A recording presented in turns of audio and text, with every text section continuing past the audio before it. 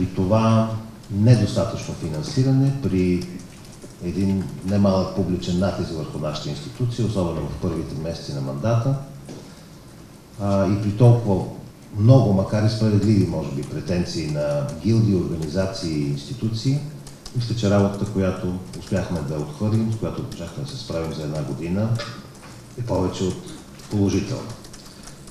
Мисля, че в навечерието на нашето прощаване е редно да си кажем, или по-скоро аз да кажа, да потретя, даже не и да повторя, няколко основни истини, ако ще даже констатации, които си прави всеки един човек, който стъпва на този пост, с основателни амбиции да промени нещо за добро в сферата на културата.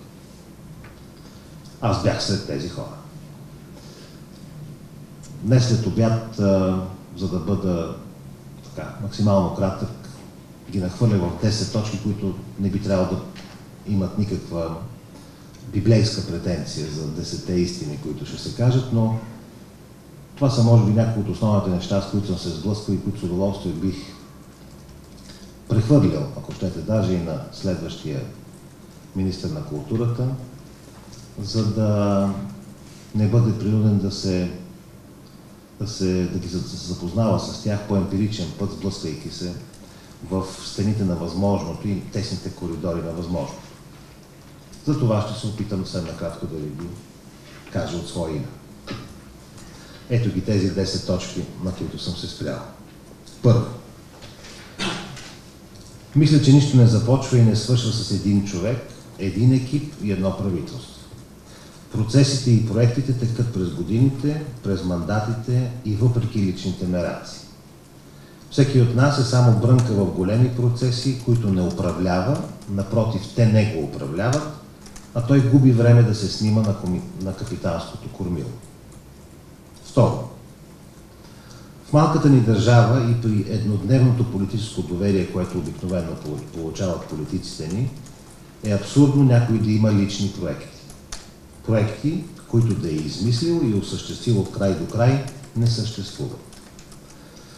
Крайно време е да приемеме, ако не с аплодисменти, то поне с философско примирение, чуждите успехи. Трето. Оставяне на това ниво на реална политическа поддръжка и при такъв размер на финансиране, културната сфера в България винаги ще живее на ръба на оцеляването, без никакъв реален шанс да надскочи устойчивата си мизерия. Четвърто.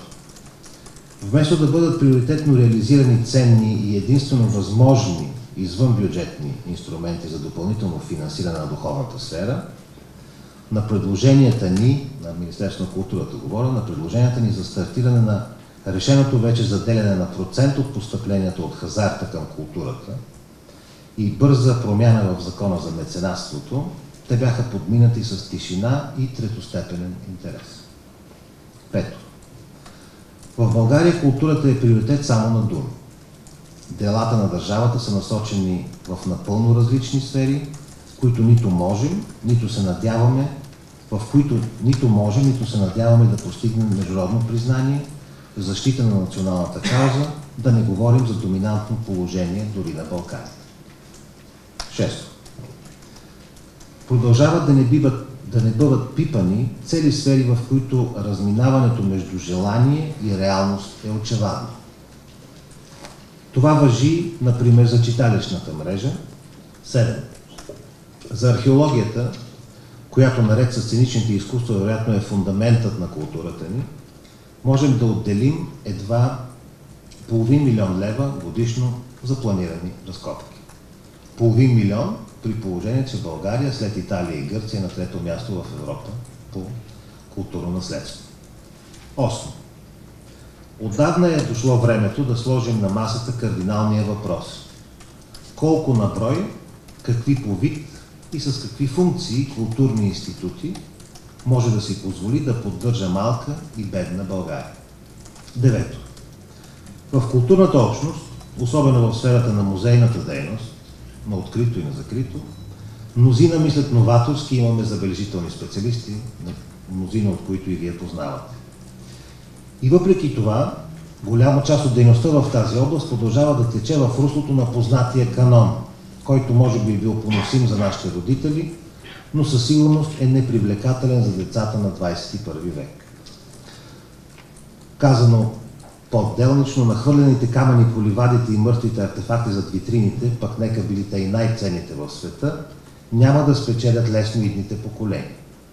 10. Администрацията не е лоша. Всъщност тя не е нито добра, нито е лоша.